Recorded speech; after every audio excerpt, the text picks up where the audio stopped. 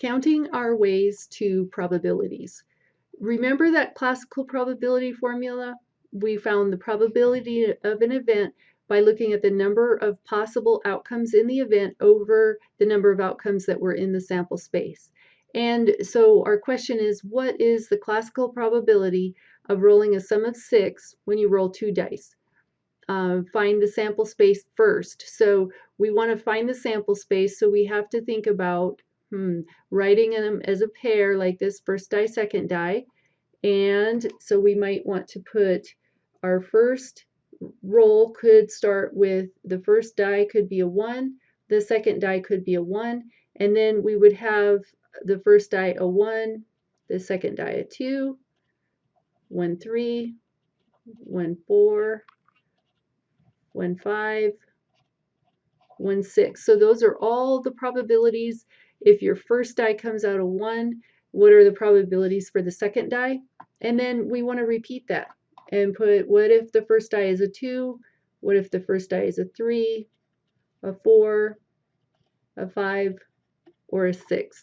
So go ahead and fill that table out because we need to use it for the next step. So I wrote out all of the sample space showing the value on the first die and the value on the second die, and then we can answer some questions based on that. The first one, I'll write the questions out. The first thing that we want to think about is how many ways can you get a sum of 6? And if I look back at our chart, these are all the possible sums that we could get. I need to find the ones that total 6. So I'm looking through. 5 plus 1 is 6. 2 plus 4. 3 plus 3.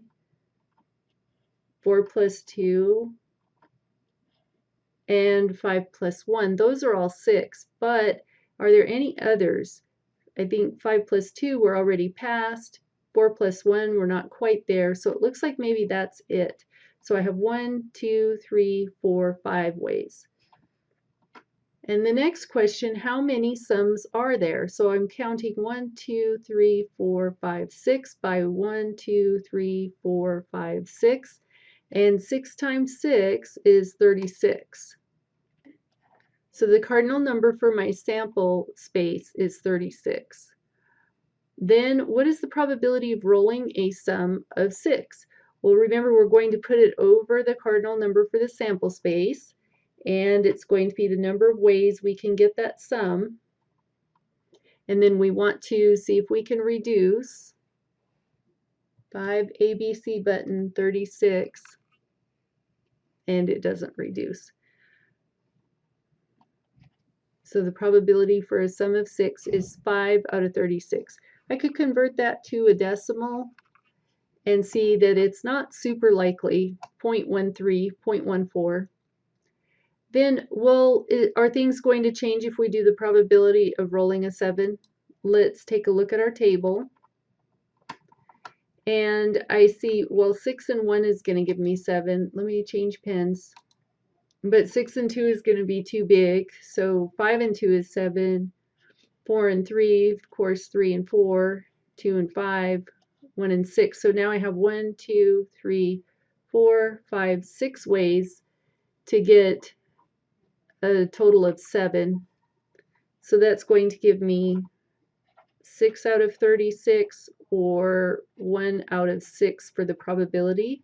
So the probability of a sum of 7 is 1 over 6, which is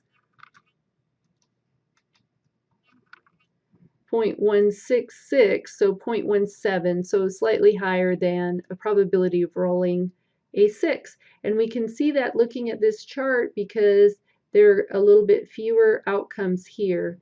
And you can see the one with the most outcomes is going to be that diagonal one, which is the sum of 7. So if you clumped your numbers closer to the middle, 5, 6, 7, 8, 9, it's probably way more likely, remember on that game that we played.